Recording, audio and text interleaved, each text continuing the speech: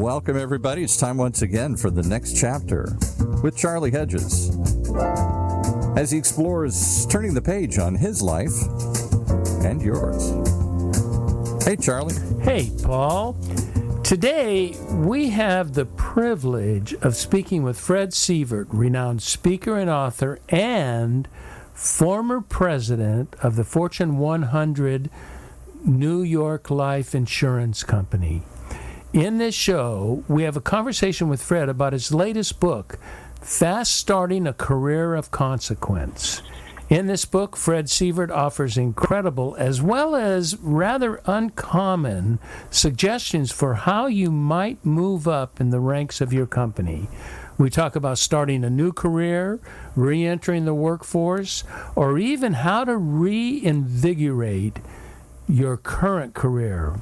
Now, as a devout man of faith, Fred gives creative insights on how we might balance our activities of faith, family, and career. It's going to be a brilliant show. With that, let's begin. Fred Sievert, welcome to the next chapter with Charlie. Thank you, Charlie. It's a pleasure to be on your show. Thank you. That's very kind of you. You know, Fred, I'm very, very interested in what you bring to the table today.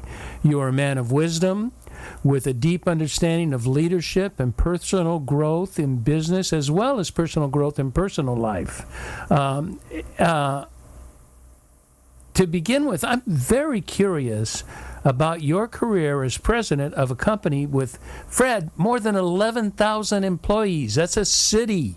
That's a lot of people. I can't even imagine. And so I'm going to ask you an off-the-wall question. What would you say were the most pressing challenges you encountered as the leader of a company that size? Well, that's a great question. I had a lot of challenges. Virtually every day I was facing some difficult decision. By the way, there were 11,000 employees, but there were also some 50,000 agents around the world. So it was even bigger than you described. There's so many challenges, it's hard to really answer the question succinctly. But I think one of the big challenges is when you have multiple functions reporting to you, as I did at New York Life, have very different personalities in terms of the people reporting to you. You have people who have very different skill sets, different ways of operating. And in a very serious way, you have to adapt to each person. You can't manage each person in exactly the same way. You have to know what drives them, what they're motivated by, and how to inspire them to get things done and achieve success. So many of the principles in the book we're going to talk about relate to kind of the way in which one has to manage and deal with certain human issues. And there definitely were many human issues that I had to face. There were also a lot of business issues. Of course. You know, it seems to me that you found a blend of empathy and insight. And I think that's unusual. I don't know, but it doesn't seem to be common in leadership positions as yours. They seem to be very business-oriented.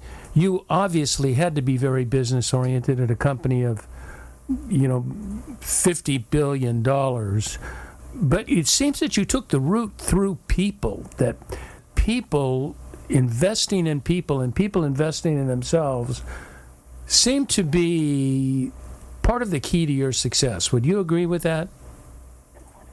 Absolutely. And one of the challenges I face, just to continue on the earlier question, is delegation. And when I was lower in the organization, I made the mistake a lot of people make of, assuming your employees can't do the job as well as you can. And I found out very, very quickly, especially as I advanced in the organization, I had to delegate much, much more and not micromanage as much as I did. And I think that was an element of my success, was hiring and retaining and developing really strong subordinates who I could fully trust, and therefore able to delegate much more to them. And I think they They appreciated that. I spent a lot of time developing them and coaching them, much like you, Charlie. I mean, I know you coached people and mentored people. I did the same with every one of my employees. I wanted them to improve, and my criticism was always constructive and presented in a way that they appreciated at the end of the day that I gave them that kind of advice. Yeah, truth with grace and care, there's nothing like it. You know, we run this sort of battle inside of us is that we want to tell the truth, but we don't want to offend. And yet, if we don't tell the truth, we can't serve the organization, we can't serve the individual. If we just keep ignoring because we don't want to offend, that person is going to go nowhere, and we have not served them because we're somewhat intimidated by reactions and responses and hurting and all. And so you seem to have found that blend between caring and truth. And that's amazing. That's a very difficult place to be. Yep. There's no question. You hit the nail on the head. I worked hard at delivering bad news. You start with a couple complimentary things, and then you say, listen, there's one little thing that you sort of disappointed me, and I want to tell you how you could improve in this area. Then I'd end with some very complimentary statements. So people took that as fine, and they understood my style. And, they knew when that kind of a comment was coming, but they all improved as a result of hearing that kind of feedback. That's great. And so in response to that, as we chatted in depth earlier this week, and as most listeners know, I chat with my guests before the show. As we chatted in depth, I was most impressed with your commitment to the growth and development of your employees, especially, it seemed to me, especially those employees with a desire to grow in the ranks of management and leadership. Tell me, in business, and I knew in my time in consulting with high-level business executives, we often talk about recognizing what we call high potentials in business. Those people that appear to be on the fast track, they may be management, upper-level management potential. And I have a question that I should have prepared you for, but you're going to have to just come on the spot for this. And so if you would, I would like to know, and as I said, this may be out of the blue, what might you consider to be 3 or so characteristics that represent or identify somebody that begins to reach the high potential criteria? What is about them that makes them different? Let me start by saying, in answer to that my book and the 10 tips that I give in the book for fast-tracking your career started with me thinking about the very question you just asked me. And that is, how would I recognize someone lower in the organization who I might consider high potential? That was the question I asked myself, and it came as a result of my daughter asking me how to succeed in her company. She was in an entry-level position. Now, some of the things I'm going to say in answer to your question might relate more to someone who's been at the company a while as opposed to someone new to the company. But I think really to make those later leaps in your responsibility and your advancement, I think the most important thing, if you intend to move up, a lot of employees say to me, I want to have P&L responsibility, profit and loss. I want to run a business. But, no matter how big the business is, you only have a limited number of P&L spots. If you're thinking about someone getting to that level, I think probably the number one factor is they can think strategically. And some people will say, well, I just don't have that capability. Well, I have a chapter in the book. And we're going to talk, and just to let you know, I plan to talk about that as we move on the podcast. Okay, so I won't get into the details on it. That's it. Secondly, is no matter what department you are in, marketing, sales, finance, no matter where you are, you need a fundamental understanding of the financial underpinnings of the business. Yeah, and I want to get into that one. That is huge, Fred. When you told me about that, I had never, ever considered that. So again, I hate to do this, but I know we've got lots of questions about that in a bit. Yeah, okay. I'm just giving you. And the third third one I would mention is having a passion for the mission of the company. Now, that's something that you may not have, and you can't sort of develop it. I mean, it's just inherent in your own value system, beliefs, and your own true interests and skills. I think having a passion for the mission is also extremely important and can be recognized. And again, as you know from our earlier discussion, that was another chapter. Yeah, and it's brilliant. Yeah. It's brilliant. Your suggestions for moving up in the organization and creating a career of consequence are not your typical. They're not the responses I would expect from a president, CEO, leader of an organization. You have some different ideas that I think are going to be really, really helpful on the show. Now, there is much wisdom you offer in the book, Fast Tracking a Career, but you mentioned briefly just earlier about the genesis of the book as it relates to your daughter. Why don't you tell us that story? Absolutely, yeah. My daughter was just out of college. She had a entry-level position at a big global cosmetics firm. And she came to me. Basically, she was filling marketing orders in the marketing department. She came to me and said, Dad, this is getting kind of monotonous. I want to build a career here. I like it. I want to build a career. I just need to know how to get noticed, how to advance, to be able to take on more responsibility.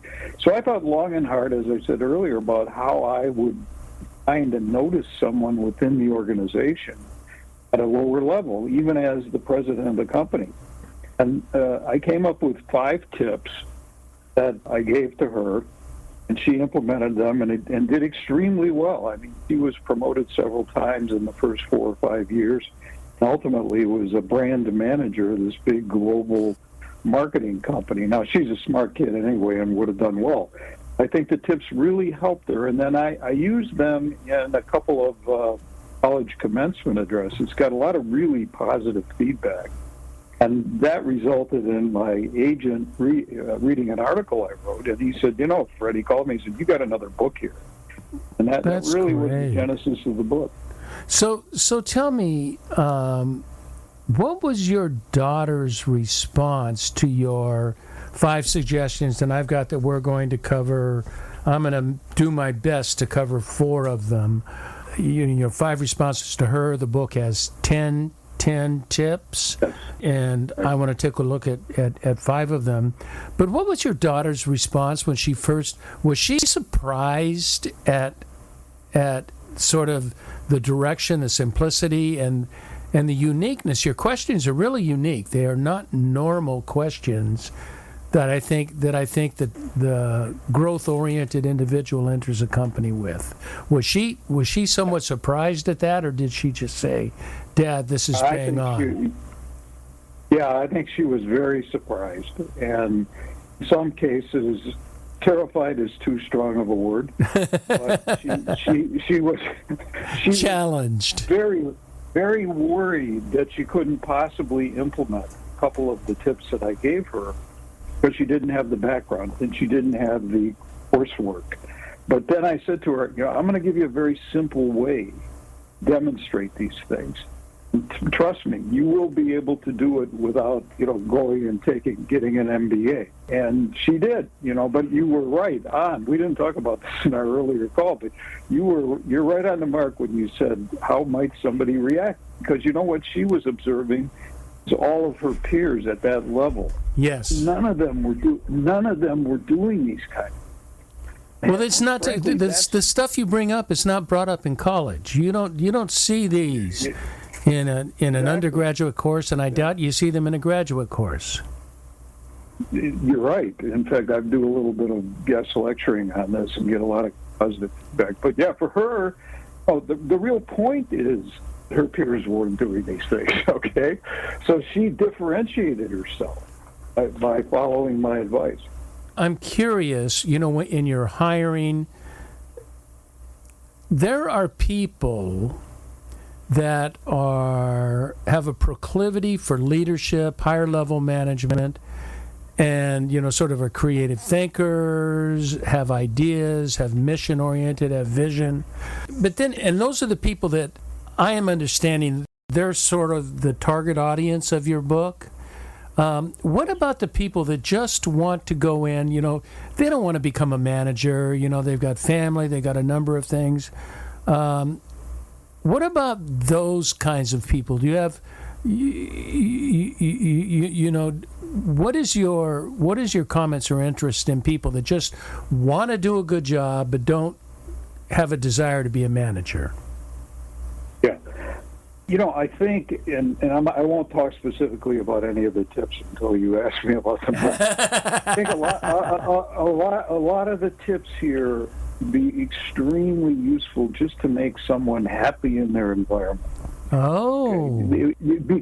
Because I'm telling them, one of the chapters, which I won't get into detail about, is develop a cultural and organizational awareness. Well, in doing that, you need to meet other people. You need to interact with others in the company. You need to ask them how they contribute to the mission of the company. And in doing that, suddenly you're bridging gaps between departments. And, some companies are siloed into just departments where nobody ever leaves that department. They work their way up to the top, but they never get any higher across multiple departments. And I think even if you have no ambition to manage or to grow, because a lot of people just have really technical jobs, you become a valued employee, and even a more valued employee. You understand the culture. You understand how to get things done. You have friends throughout the organization who can provide you some insights and advice on what you're doing as it relates to your work.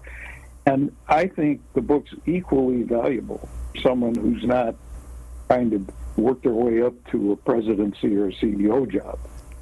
That's really helpful information, and so that makes the book applicable to everybody that goes to work. Anybody that has a job in a company, and even if you're self-employed, there are many tips. There are some of these tips that really work for self-employed people as well as corporate employees. Sure. I mean, I think a lot of people will ask me that question when I've spoken to groups: is what about the entrepreneurial positions? And I say this is very important for those as well, because it's about human relations. It's about understanding multiple aspects of the business, like the financial underpinnings. I mean, you better know that, or you're going to be an unsuccessful entrepreneur. So it applies to big companies, small companies, entrepreneurial ventures. It applies to all of them, and even nonprofits. So your wisdom today is for everybody listening if they have a job or if they're considering having a job. That I agree with you. I'm looking at the 4 principles that I want to talk about, and every one of them apply to an entrepreneur. If an entrepreneur does not do the suggestions that you take, it's probably not going to be a really successful entrepreneurship, except for that sort of egocentric, narcissistic approach that really doesn't care about the organization. So what do you say we start diving into some of your tips? Oh, and my producer's saying this may be a good time for a break because we're going to take kind of a different direction right now. So why don't we take a brief break, and we will be right back and cover the tips for fast starting your career. Excellent. Thank you.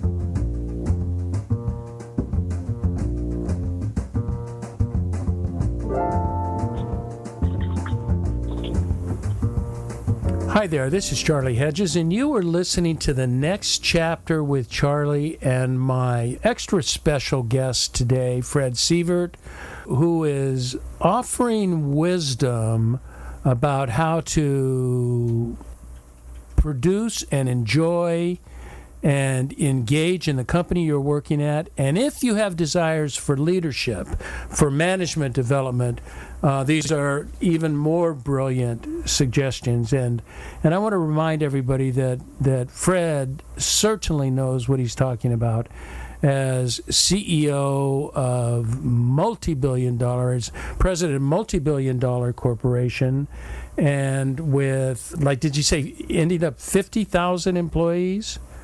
Even more than that when you include all the agents. I can't even imagine. That's larger than my city. So you are. so let me go. I have taken artistic license and pulled out 4 of your principles of your tips.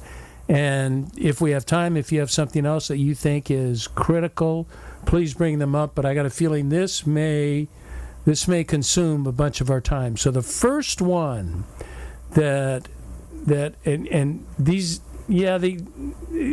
trying to build on them, but the first one that you say is demonstrate, the first action you need to take is to demonstrate a commitment to the company.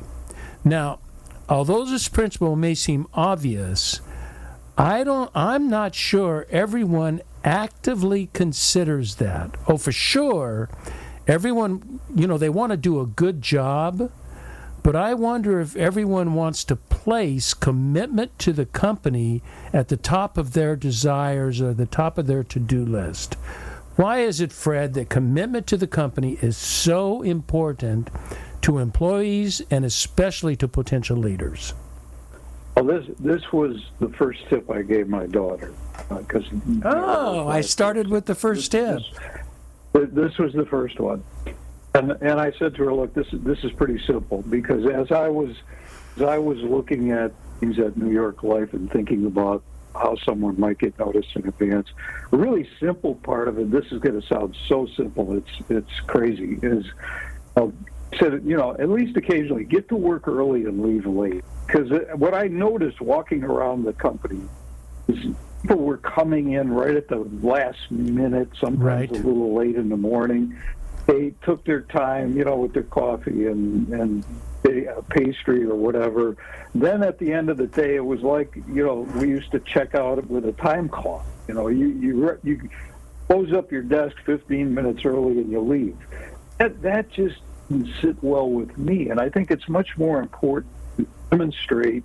Even some of the people at New York Life who I really noticed would come in late or come in, stay late, or come in even on the weekends once in a while. I didn't encourage that because I wanted them to spend family time.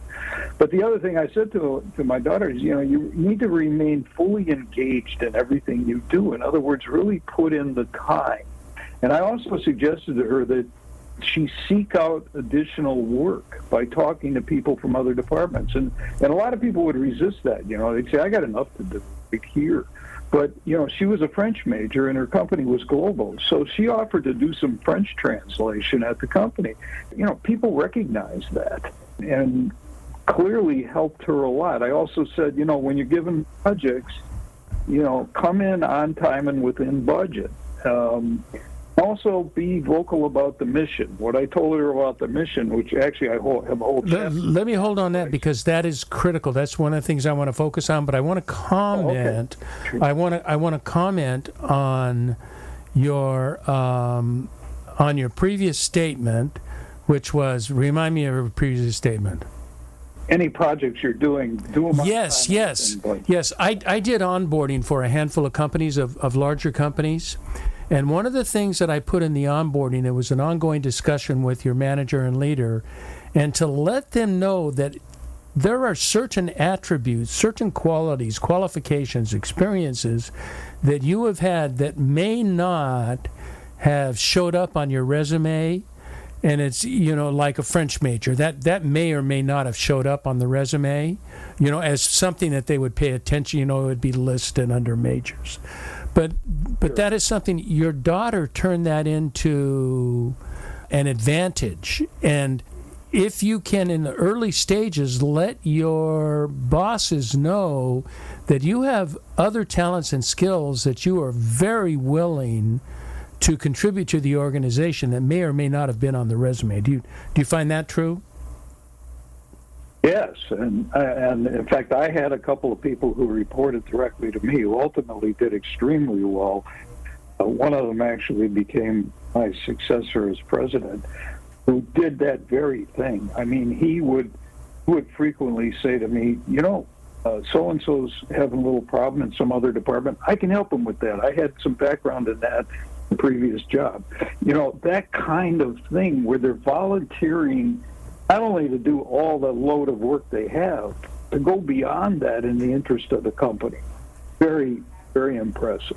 Thank you. Now, I really want to get into this because I have experience, both positive and neutral and negative experience with helping organizations create mission statements. Sometimes they're just a plaque on the wall that nobody pays any attention to. I'm sure you're familiar with that. Yes. But successful companies are dedicated to a mission. There is something they're dedicated to a mission, critical success factors, work values. Tell me why this commitment to a mission is critical for your success in an organization. Yeah, well, there's a couple aspects to this. One is when I first, this was tip number 2 to my daughter. So you're going through right through the list. I said to her, I want you to memorize your company's mission statement. Now, let me say, no one, never in my history have I ever heard anyone say that. Yeah. You're the first. You're the first that I've heard say that. Yeah, and let me tell you why. And I said to her, I want you to memorize it so you could recite it. Her response was, this goes back to one of your earlier questions. She said, Dad, you really want me to memorize it? And you want me to walk around reciting it? And I said, no. I don't want you to walk around reciting it because it'll appear arrogant. And I said to her, arrogance is one of the biggest career blockers. You do not want to do that. But I want you to be able to recite it because then it's embedded in your brain. And if it's embedded in your brain, you can watch and view the decisions made by superiors, by your peers, and even ultimately your own decisions in the context of that mission, because it's really critically important for an employee at any level where they have the decision-making responsibility to make those decisions that align well with the mission of the company. Very important. And by the way, on another note, I coach people who are interviewing for jobs and say, look, know the mission of that company. You go to the interview.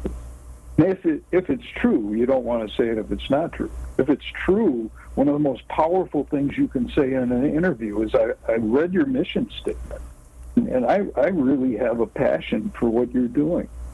And boy, that goes a long way. No one tells us that, Fred, and that goes so far. That is so important.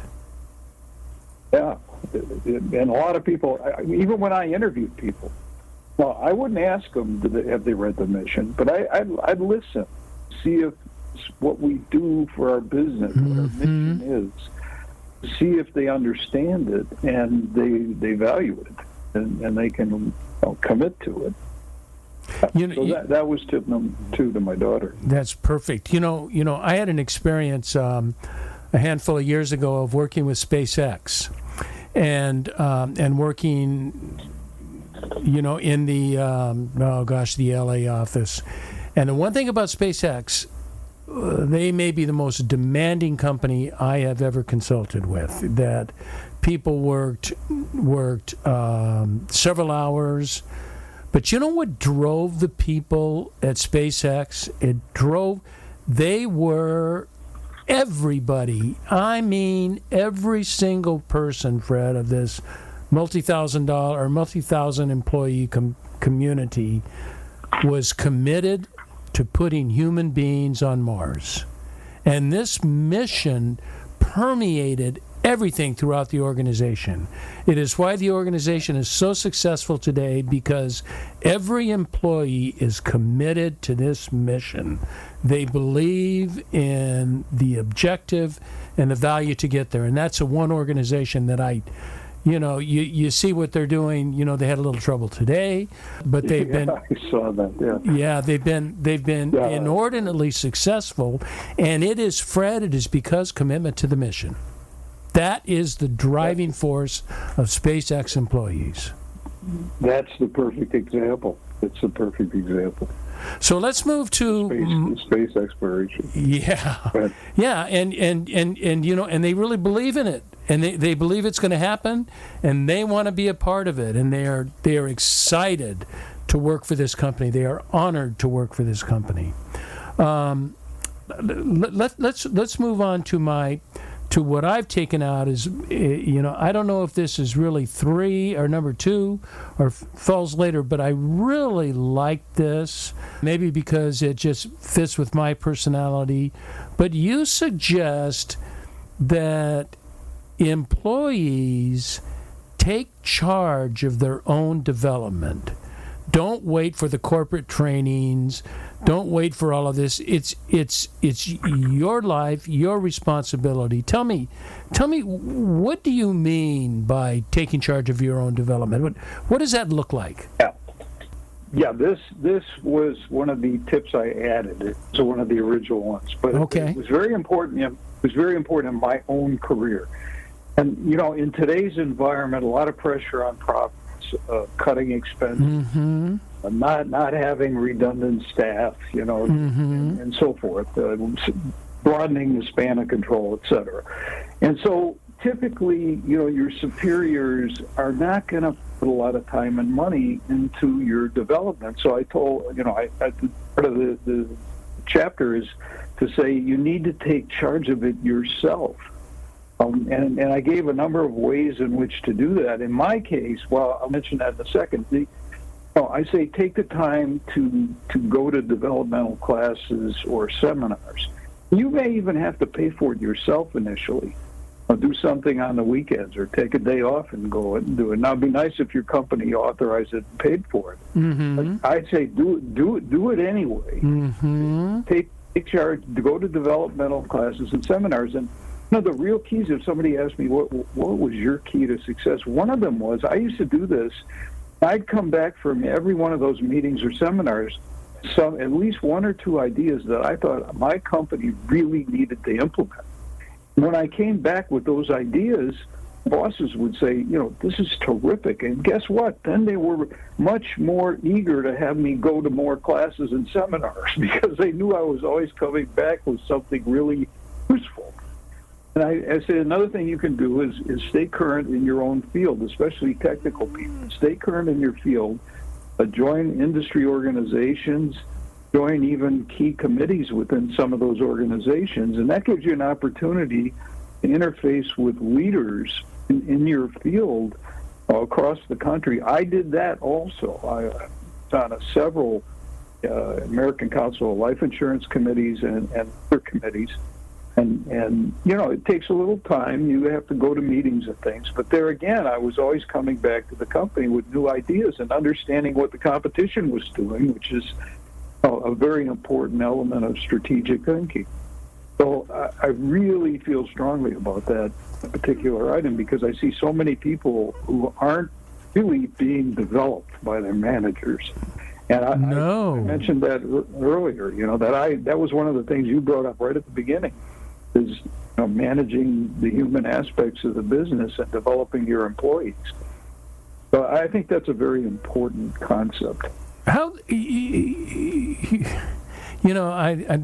this is truly by guess and by golly, but what percentage of employees do you think actually take active charge of their own development? Unfortunately, it's pretty small. Yeah, because because it's not taught to them, Fred. It's not part of the. You think you finish your college degree, which, in my opinion, does not a whole lot to help you in business. That's why I think your own development, many of the courses you attend are better than the college courses that you take because they're very applicable and down to earth and related to your business.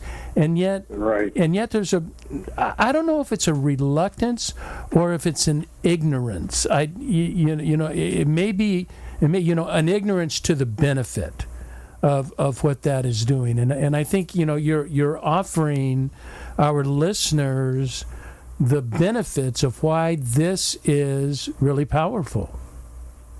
And not only that, it's I've developed lifelong friendships through those developmental activities. People that I've met, especially if I was on a committee, and I've been on a lot of industry committees. Many of my lifelong friends been people I met through those relationships. As an entrepreneur, I have a insatiable hunger for learning. So, I take online courses. I typically don't go to courses, but I take online courses. I read profusely.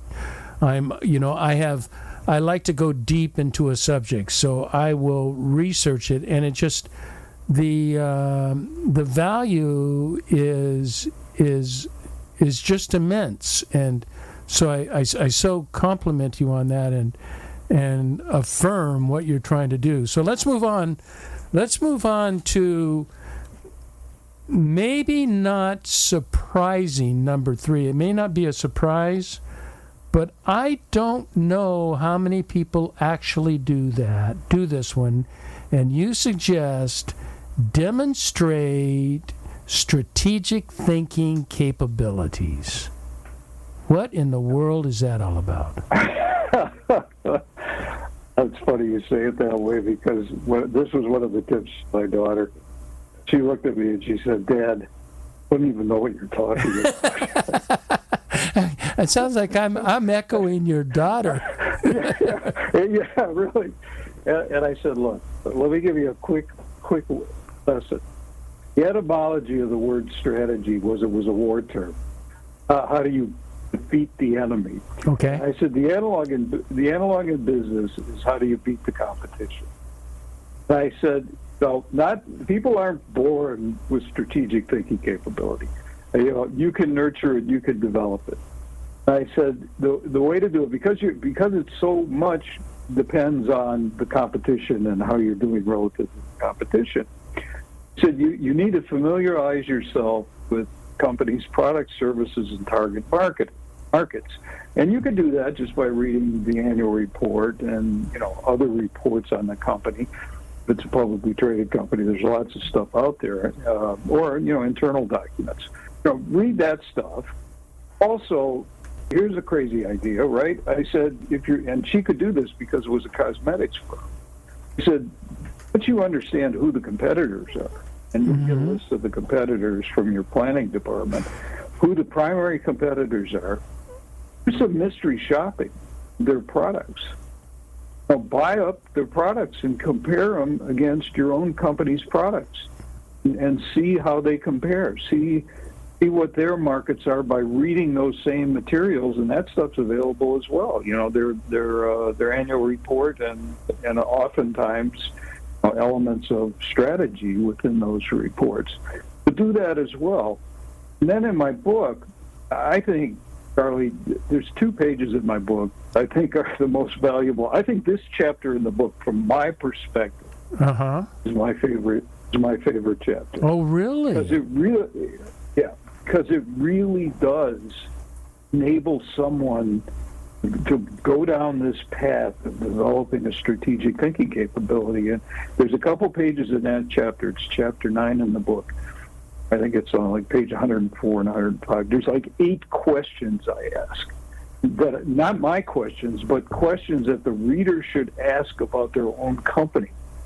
Like, what is your company's edge over the competition? That kind of thing. What consumer needs are we meeting? Could we expand on that? Are there consumer segments of the market that we're missing? we should be looking into because we have products that they can use.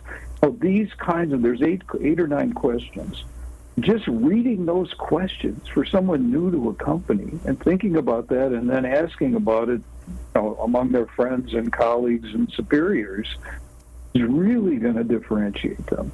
I think I'm glad you picked that chapter because to me that's the most important one. And you mentioned up front that some of the advice could apply to people who are already existing employees, maybe even for quite some time. I had people reporting directly to me at New York Life didn't really understand the difference between strategy and tactics. Strategy is about beating the competition and gaining sustainable advantage. And this chapter really focuses on that. That's tell me if I understand this correctly in my mind, because I view myself as a bit of a strategic thinker, and strategy is big picture. It's a little longer term, and it's the overall goal and high level actions that a company will take to resolve an issue or to grow or to become, whatever is our mission.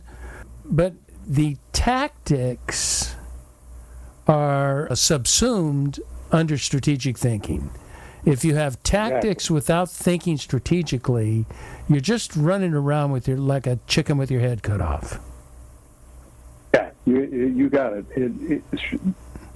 A strategy really is meant to identify what you're going to do to gain advantage over the competition or to differentiate your company over the competition. The tactics are, well, how are we going to do that? Yeah. How are we going to implement that? What kinds of steps will we take to do that? What kind of products might we develop that will give us that kind of competitive advantage? And yeah, you've got it. But so many times when you're doing a strategic plan, even top-level people just get way down into the weeds of details, but no overlying clear strategy for differentiating the company or beating the competition. Yes, an approach that is an advantage and that will accomplish, and it's all back to your first statement, a commitment to the company. It's all back to mission, isn't it? It's all back to, are you aligned with your vision and mission in the company?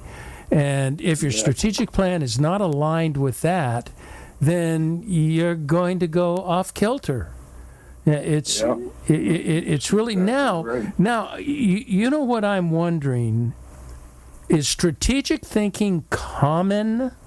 Is everybody capable of doing that, or are there some individuals whose brains sort of think big picture, and so you have the big picture thinkers, in my mind, the big picture thinkers that coordinate with the doers, and they put it together, and there's this synergy between thinking high level and thinking operational levels that really needs to be going on. So perhaps I'm wondering if not everybody needs to think strategically and think, I'm not going to be a success unless I'm thinking strategically. However, if I'm in operations and you give me a strategy, I can make that happen. Those are both essential to organizations. It is, absolutely. I think it's pretty rare for someone to have both qualities. The CEO is typically your strategic. Mm-hmm. And the chief operating officer normally is more into execution and implementation. But, it's that rare individual who has talent in both areas. And when I designed these tips, I was thinking, if you ultimately want to get to the top, or if you're in an entrepreneurial organization, which may not be very large, I mean, you got to be thinking along both dimensions. And if you're not thinking strategic, it's a failure. Yeah, absolutely. So what I want to do now in our last bit is, it may not be the last bit if we have time for my final question. this is, when you first told me this final tip, I must admit, I thought, not really. That's, I don't see the advantage of that. So that's why I say you have uncommon advice, because as you explained it to me, I said, oh my goodness, this is the key differentiator, isn't it? And you call it even, I believe in the book, you call it the killer question. And the principle is this: understand the financial underpinnings of your organization. How many employees actually know that? Even at a higher level, do they really know revenues, equities, expenses? Do they understand a spreadsheet? I think that you're right, and even though I said strategy was probably my favorite and best chapter, this one was the tip I gave to my daughter, which she was, I use the word terrified. Well, it is. When you explain it to me, it's terrifying. Yeah. She said she never had an economic class. She never had an accounting class. I don't think she even had a math class in college. And I said to her, I want you to understand the financial underpinnings. She said, Dad, how am I going to do that? I said, look, I'm going to make it simple for you. You're at a low level of the organization. I want you to get a hold of somebody in the accounting department. And you don't need to know how all the line items are put together in the income statement and balance. You just have to become familiar with the income statement, how it flows into the balance sheet. That income impacts the balance sheet. And just go through that, and you'll find somebody who's willing to coach you on that, and you might have to spend a couple of sessions, and you ask a lot of questions. And then I said, once you get comfortable with that, I want you. Her company was, public information. They did quarterly reports, and I said, what I want you to do is develop a spreadsheet, which she knew how to do. I said, develop a spreadsheet that's going to have 6 numbers on it. From the balance sheet, assets minus liabilities equals net equity. Just pick out those 3 subtotals: assets, liabilities, net equity. And then from the income statement, you've got revenues minus expenses equals net income. Pick out those 3 numbers. So you have 6 numbers on this. 6 numbers to memorize, or to understand. Not even to memorize, just to track. Just to understand. Yeah. Just put them on a sheet. And just watch it quarter by quarter. Really simple. And and I said to her, I got people reporting to me. If I went to a staff meeting, I had 12 people reporting to me, and I said, somebody tell me what the revenue was last quarter. No one would. Maybe the marketing guy, maybe the CFO would immediately have a good idea. But I'm telling you, most people would stare into the deer into the headlights. They don't watch this stuff. And I said, here you are, low in the organization, watching it quarter to quarter. You can actually then use that to trigger questions like, why are revenues up significantly, but net income is not up as much? Right. What's happening to the investment portfolio? What's happening to the investment portfolio? Because we're losing asset value, and yet the company's growing in terms of sales. These kinds of questions you could go back and ask in the accounting department or the finance department. The people are going to notice that you did that. And I said the final thing is, I said, once you've done that for a while, I want you to ask what I called the killer question. And I said, Dina, you're going to have to ask it exactly the way I'm saying it to you, and that is, what drives the profitability of this business? Because every business has certain profit drivers. There's certain elements of what they're doing to drive the profits. And it's not just increased sales. It might be how you go about increasing sales. It might be how you structured your distribution chain or your supply chain. Well, there's a lot of answers that could be, but you want to get a decent answer to what's really driving the profitability. And later, I said to her, when you even get down into business units, you can do the same, because it might vary by business. Yeah, of course it does. And I said to her, Charles, I said, I wouldn't be surprised if the CEO of the company, some young girl out in the marketing department, is asking these kinds of questions. And you know what? He did hear. Yeah, He did hear. This is a big global company. Now, what better way to differentiate yourself? You asked the question, how do you become viewed as a high potential employee?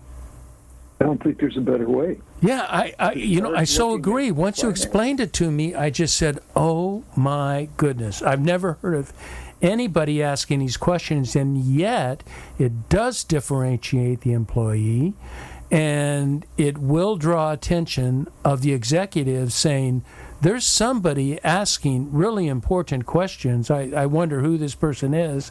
And so all of a sudden, if nothing else, you're on the radar. Well, I was going to say, you remember I said that a lot of people ask to run P&Ls and profit and loss statements? Yeah. There's a perfect candidate. Somebody in the marketing department who's asking what drives the profitability of the business. Yeah. What this really ties to very directly to your tip number 1, demonstrate a commitment to the company.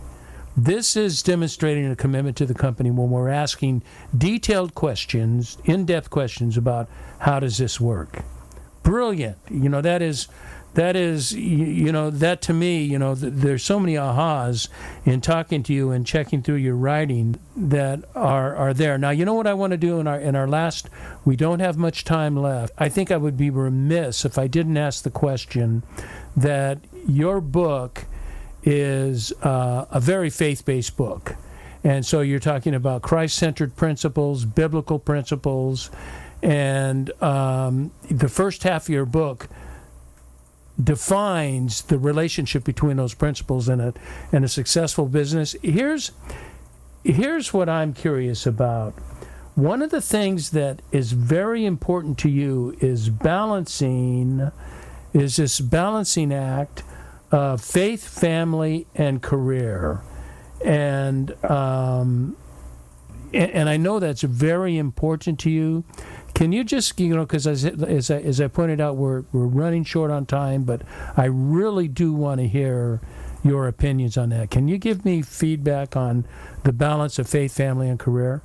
My first book, God Revealed, talks about my faith and that background. I won't get into that. Okay.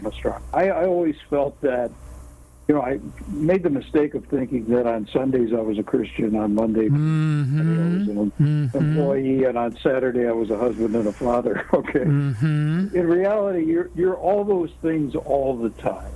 So I've always talked to my employees, and I wanted them to do their best to balance faith, family, and career. The very last chapter in the book is that chapter on balancing faith, family, and career, where I talk about coping techniques, because, a job like the one I had was almost 24/7, 52. But I had ways of communicating with the family daily. I took each one of my 5 kids on trips with me once a year. I really think that was my legacy to the New York life. Talking about the trips I took with my kids, because so many people adopted that same practice. But I also, every morning, I'd get up and exercise. I'd send emails to each one of my kids and my wife. I'd do some scripture reading and go through my prayer list. I felt by the time I left for the work at 6 a.m. or 6:30, before anybody else is really up and going to work, I just had a very fulfilling morning, balancing those things. Now, it's always better to speak directly to your family members, to do things together, and to plan things together, spend time. But, at least I was doing my best every day to create that balance. And I think it made a very big difference for me. My employees appreciated it.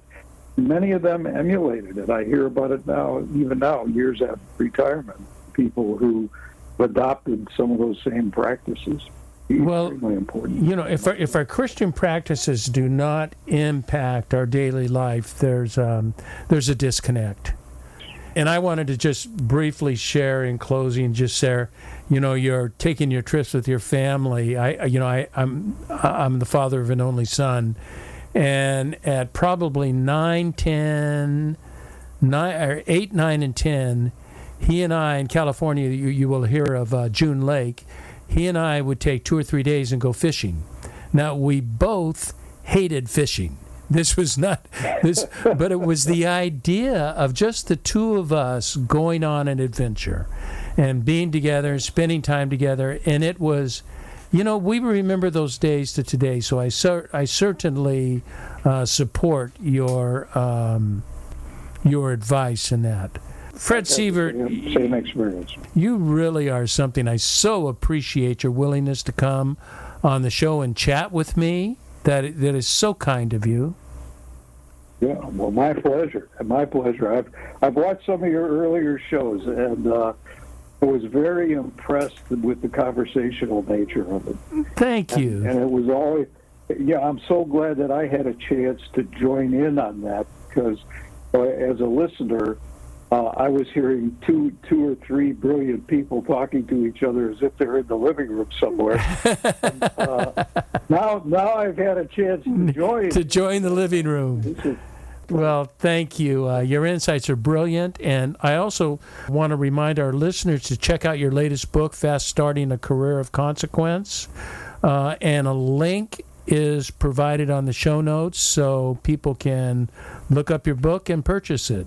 Thank you for being on the show. Thank you. It's a great show. Thank you. I also want to thank all our listeners for tuning into the next chapter with Charlie. And until next, this is Charlie Hedges signing off. Bye for now.